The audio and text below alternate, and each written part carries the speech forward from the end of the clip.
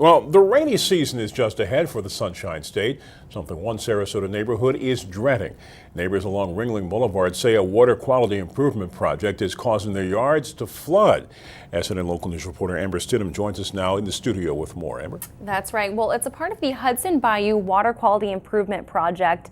And it's really a part of these is installing bioswales. They're meant to really clean out the water and meant to hold water for about 72 hours. But these neighbors are saying it's holding a little bit too much water.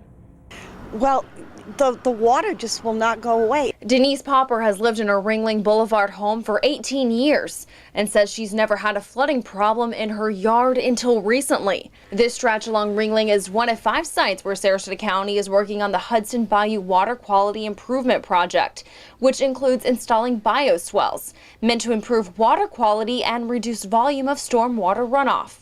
Popper says she noticed water coming into her yard 2 weeks ago after heavy rains. Into the yard. So can you imagine, see where that black car is? She had it up in her yard. And it was flowing out on Ringling. And over there, those two, they were flowing out on Ringling. Project manager Paul Semenek says they've had a couple of issues throughout the project, like seeing a need for additional clearing and the discovery of a water service line, all of which requires contract negotiations. But Semenek says these bioswales are meant to hold some water. And of course they are designed to hold rainwater and stormwater runoff. Then the water table is going to be visible.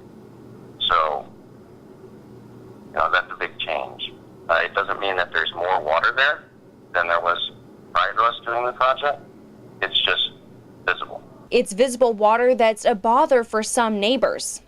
Denise Popper says she's not just worried about the flood damage done to her front yard, she's also worried about the mosquitoes and even the wildlife that may be in her front yard. Now it's just sitting there. I'm so concerned about the flooding. And the aesthetics of this whole job is just so bad. It's an eyesore. And it's unhealthy to have that water there. The mosquitoes, we saw a possum drinking out of the water the other day. Semenek says as of Monday afternoon, the additional contracts were signed, which he says will allow them to get back to work in the near future. And maybe that will ease some of the neighbors' concerns.